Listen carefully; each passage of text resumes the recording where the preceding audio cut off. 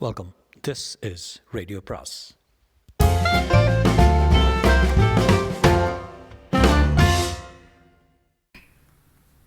அனைவருக்கும் அன்பு வணக்கம். ராக்கி ரங்கராஜனின் ஜெனிஃபர் அத்தியாயம் 34. மணி 7:50 ஆகியிருந்தது. லிமசின் கார் சரக்கென்று வந்து நின்றது. மேரட்டி வெளியே குதித்தான். அவனுடைய உதவியாளர்களான ராட்சசனும் சோனியும் அவனிடம் விரைந்தார்கள். 7வது எண் இல்லத்தை காட்டி, ஆசாமி உள்ளே இருக்கிறான் என்றான் சோனி. குழந்தை? அவன் கைகளை விரித்தான். தெரியவில்லையே, ஜன்னல் கதவெல்லாம் சாத்தி வைத்திருக்கிறான். உள்ளே போய் ஆளை மடக்கட்டுமா என்று கேட்டான் ராட்சசன். வேண்டாம், நீங்கள் எங்கே இருங்க. 2 உதவியாளர்களும் அவனை ஆச்சரியத்துடன் பார்த்தார்கள். மாரட்டி பாஸ், அவன் ஏவுகிறபடி செய்ய ஆட்கள் இருக்கிறார்கள். அவன் கால் மேல் கால் போட்டுக்கொண்டு பந்தோபஸ்தாக உட்கார்ந்து இருக்கலாம். ஆனால் இப்போது ஜாக்கை கவனிப்பதற்கு தானே போகிறான் என்கிறானே. பாஸ், இவனும் நானும் போய் என்று சொல்ல ஆரம்பித்தான் சோனி. ஆனால் அதற்குள் மாரட்டி 7வது இல்லத்தின் வாசலை அடைந்து விட்டான். அவன் கையில் ஓசையில்லாமல் சுடக்கூடிய துப்பாக்கி ஒன்று இருந்தது. ஒரு நிமிஷம் கதவருகே நின்று உள்ளே இருந்து வரும் சத்தத்தை கவனித்து கேட்டான். 2 அடி பின்னால் சென்று கதவை ஓங்கி ஒரு உதை விட்டான். கதவு பிளந்து விழ மாரட்டி உள்ளே பாய்ந்தான். என்ன கோரமான காட்சி! உள்ளே நுழைந்த மாரட்டி ஒரு வினாடி உறைந்து விட்டவன் மாதிரி அப்படியே நின்றான். தரையில் கிடக்கும் குழந்தையின் அருகே மண்டியிட்டபடி அந்த தாடிக்காரன். குழந்தையின் உள்ளங்கை தரையோடு தரையாக ஆணி அறையப்பட்டிருக்கிறது. மூக்கை துளைக்கும் பெட்ரோல் நாற்றம் அறையெங்கும். சத்தம் கேட்டு தாடிக்காரன் திரும்பினான். வாசலில் நிற்கும் மாரட்டியை வெறித்து பார்த்தான். நீ போலீஸ்? அதுதான் ஜாக் கடைசியாக பேசிய வார்த்தை. மாரட்டியின் துப்பாக்கி சீறி வெடித்தது.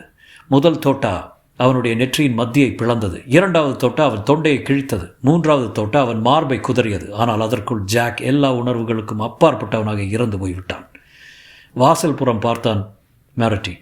வெளியே நின்றிருந்த 2 உதவியாளர்களை உள்ளே வரும்படி கூப்பிட்டான். ஓட்டமாய் அவர்கள் வந்து சேர்ந்தார்கள். மாரட்டி குழந்தையிடம் குனிந்தான். நாடியை பிடித்து பார்த்தான். இதயத் துடிப்பு மிக பலவீனமாய் ஓடிக்கொண்டிருந்தது. ஆனால் உயிரோடு இருந்தான் ஜோசப். உதவியாளருக்கு உத்தரவிட்டான் மாரட்டி. நம் டாக்டருக்கு ஃபோன் செய்த அங்கே வந்து கொண்டிருக்கிறோம் என்று சொல். காலை 9:30 மணி. டெலிஃபோன் மணி அடித்தது. அந்த வினாடியை பாய்ந்து எடுத்தாள் ஜெனிஃபர். ஃபோனை நொறுக்கி விடுவது போல இறுக்கி பிடித்து ஹலோ என்றாள்.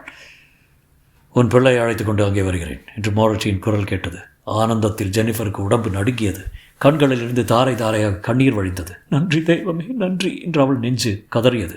மாரட்டி அவனை தோளில் சாய்த்து வீட்டுக்குள் தூக்கி எடுத்து வந்தபோது அவன் தூக்கத்தில் இருந்தான். ஜெனிஃபர் அலறிவிட்டாள். மயங்கி கிடக்கிறான் குழந்தை. உள்ளங்கைகளிலும் முழங்கால்களிலும் பலமான கட்டு, உடம்பெங்கும் மருந்து பூச்சு. அந்த காட்சியை கண்டவுடன் ஜெனிஃபருக்கு பைத்தியமே பிடித்து விட்டது. மாரட்டி தன் கூடவே டாக்டரை அழைத்து வந்திருந்தான். குழந்தைக்கு அபாயமில்லை, சரியாகி விடுவான் என்று ஜெனிஃபரை ஆறுதல் சொல்லி அமைதிப்படுத்த 1/2 மணி நேரம் பிடித்தது மாரட்டிக்கு. கை ஆறிவிடும், கவலைப்படாதீர்கள் என்றார் டாக்டர். ஒரு சின்ன வடு மட்டுமே இருக்கும். அதிர்ஷ்டவசமாக நரம்பு எதுவும் துண்டிக்கப்படவில்லை. பெட்ரோல் தீக்காயம் மேலோடு தான் பட்டிருக்கிறது. மருந்து தண்ணீரில் குழந்தையை குளிப்பாட்டியிருக்கிறேன். இன்னும் 4-5 நாளைக்கு நான் தினம் வந்து பார்த்துக்கொள்கிறேன். நான் சொல்வதை நம்புங்கள், உங்கள் குழந்தைக்கு ஒன்றுமில்லை. தங்கமாட்டமாகி விடுவான். புறப்படும் முன் வேலைக்காரியையும் பார்த்துவிட்டு போகும்படி டாக்டரை கேட்டுக்கொண்டாள் ஜெனிஃபர். பிறகு வெகு நேரம் வரை அவன் பக்கத்திலே உட்கார்ந்திருந்தாள் அவள். குழந்தை கண்ணை திறந்ததும் பயப்படாதே என்று சொல்வதற்காக காத்து கொண்டிருந்தாள். ஜோசப் சற்று அசைந்தான்.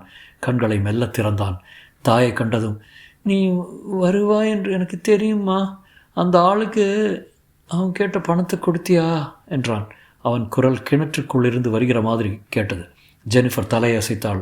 வாயை திறந்தால் குபுக்கென்று அழுது விடுவோம் என்று அவளுக்கு பயமாயிருந்தது. ஜோசப் புன்னகை செய்தான். நீ கொடுத்த பணத்துக்கு நிறைய சாக்லேட் சாப்பிடணும். அந்த ஆள் சாப்பிட்டு வயிற்று வலி வரணும். தமாஷா இருக்கும் இல்லைம்மா?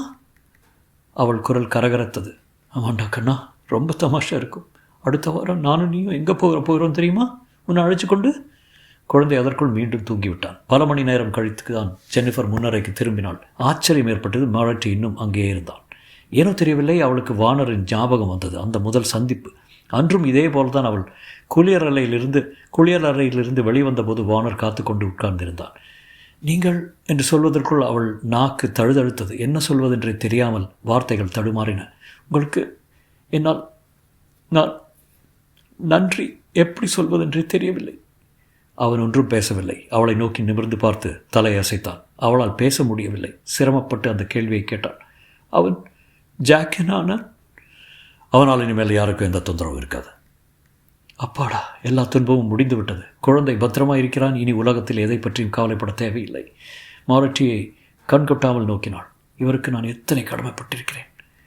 இவர் செய்திருக்கும் மகத்தான உதவியை நான் எப்படி திருப்பி செலுத்தப் போகிறேன். மாரட்டி அவளையே பார்த்தபடி பேசாமல் இருந்தான். மௌனத்தை ஒரு போர்வையாக பொறுத்து கொண்டவன் போல. அடுத்த நாள் காலை குழந்தை ஜோசப்பின் வாழ்க்கையை சீர்படுத்துவதில் முனைந்தாள் ஜெனிஃபர்.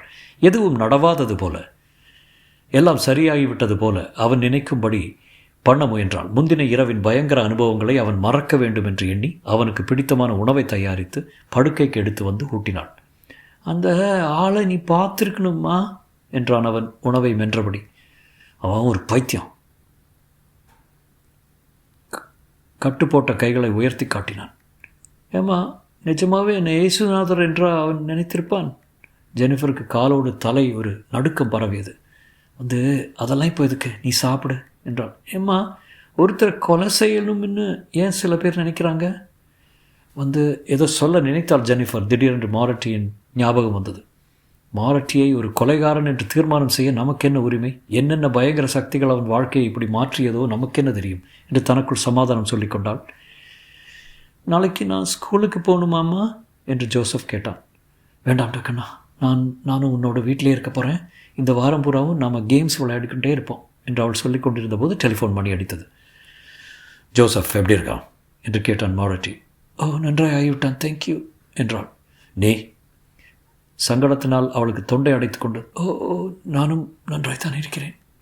நல்லது, நாளை பகல் உணவுக்கு டொனாடோ ஹோட்டலுக்கு வந்துவிடும். சரியாய் 12:30 மணிக்கு. ஆல்ரைட், 12:30 மணிக்கு வந்து விடுகிறேன் என்றாள் ஜெனிஃபர். அந்த வார்த்தை அவள் வாழ்க்கையை தீர்மானித்து விட்டது. அதன் பிறகு பழைய வாழ்க்கைக்கு திரும்புவது என்பது நடவாமலே போய்விட்டது. அந்த ஹோட்டலின் மேனேஜர் மாரட்டிக்கு ரொம்பவும் வேண்டியவர். அருமையான இடம் ஒதுக்கியிருந்தார் அவர்களுக்காக. பல பேர் அங்கே வந்து மாரட்டிக்கு வணக்கம் தெரிவித்து விட்டு சென்றார்கள். ஏன் தான் இவர்கள் இவனிடம் இப்படி மயங்கி கிடக்கிறார்களோ என்று ஜெனிஃபருக்கு மறுபடியும் ஆச்சரியம் உண்டாயிற்று. வானொலி ஞாபகம் வந்தது. இருவரும் சக்தி படைத்தவர்கள், அவரவர் வழிகளில். மாரட்டியின் கடந்த காலம், இந்த மாதிரி வாழ்க்கையில் சிக்கிக்கொள்ள நேரிட்டது எதனால், இதையெல்லாம் அவனிடம் கேட்டு தெரிந்து கொள்ள ஜெனிஃபர் விரும்பினாள். அதற்குள் அவனே பேசினான். ஏதோ நான் என் குடும்ப நிலைமையினால், யாரோ என்னை கட்டாயப்படுத்தியதால் இந்த வாழ்க்கையை மேற்கொண்டிருக்கிறேன் என்று தான் நினைக்கிறேன். ஆமாம் ஆமாம் என்றாள் அவள் ஆவலுடன். மாரட்டி சிரித்தான். நான் பாடுபட்டு உழைச்சி இந்த நிலைமைக்கு வந்திருக்கிறேன். இந்த வாழ்க்கை எனக்கு பிடிச்சிருக்கு. எனக்கு பணம் பிடிச்சிருக்கு, பதவி பிடிச்சிருக்கு. நான் ஒரு ராஜா ஜெனிஃபர். இந்த ராஜா வாழ்க்கை எனக்கு ரொம்ப பிடிச்சிருக்கு என்றான். அவன் பேச்சு அவளுக்கு அதிர்ச்சியாக இருந்தது. தொடரும்.